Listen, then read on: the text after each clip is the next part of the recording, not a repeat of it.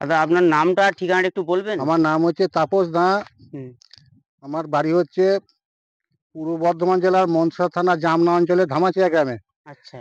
আমি হুম, 20 বিঘে জমি চাষ করেছি এবং হুম, অন্যান্যকেও আরো বিঘে 40 আমি চাষ করিয়েছি। হুম, যার ফলে কেমিক্যালের থেকে এর রেজাল্ট খুব ভালো, শীষ ও লম্বা ও ধানও ওজনদার। হুম। হ্যাঁ, আচ্ছা আপনি এই যে ধানটা এটা কি ধান চাষ করেছেন একটু বলতে এই পারবেন? ধানটা আমি করেছি হুম, 1156।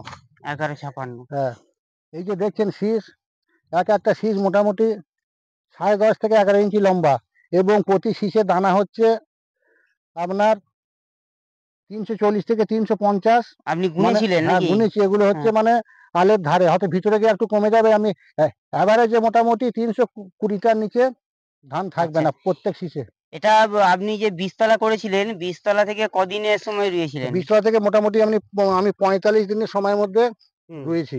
45 যখন বয়স হয় তখন ভেঙে হুম, নিয়ে এসে রুয়েছিলেন। এবং ভূমি সুরক্ষা ওই যে 1.5 আচ্ছা। কেজি প্যাকেটটাকে আমি দুবারে হ্যাঁ। দুটো পার্টে ভাগ করে, ১ম মানে এ মানে কতটা মা দিয়েছিলেন? প্রথমবারে আমি ইউরিয়ার পরিমাণটা বেশি দিয়েছিলাম। হ্যাঁ, কত দিয়েছিলেন বলুন? প্রথমবারে আমি 1 কেজি ভূমি আর ইএম। না বিঘেতে হ্যাঁ, হিসাবটা বলে দিন।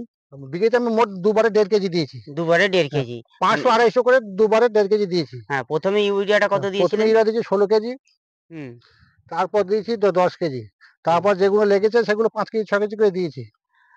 আচ্ছা আপনি তো আ কি ডিএপি, পটাশ, না, ডিএপি, ১০-২৬ পটাশ ওসব কিছুই দিইনি। শুধু নাইট্রোজেনটার সাথে এই শুধু দুটো সুরক্ষা ভূমি হ্যাঁ, মিশিয়ে ছড়িয়ে দিয়েছিলেন, হুম, নাকি?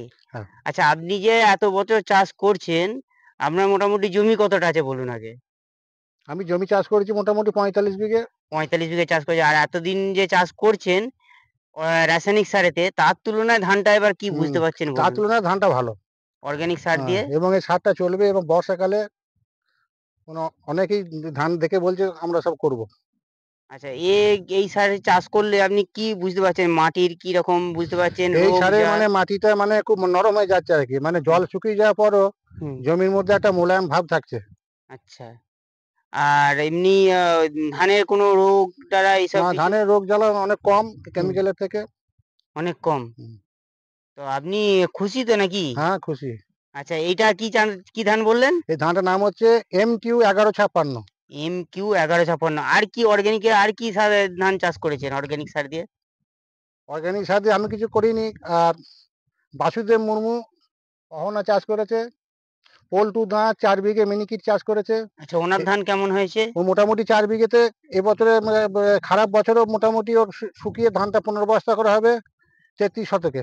৩৩ থেকে ১৫ বস্তা করে হয়েছে। যেটা এবছর আমাদের মাঠে যেটা অসম্ভব। আচ্ছা। এমনি কত করে রাসায়নিক সার দিয়ে কত করে ধান হচ্ছে খবর পেয়েছেন তো?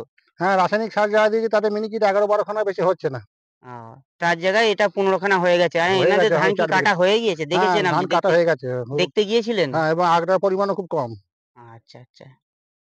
আচ্ছা ধন্যবাদ দাদা। ধন্যবাদ। হুম।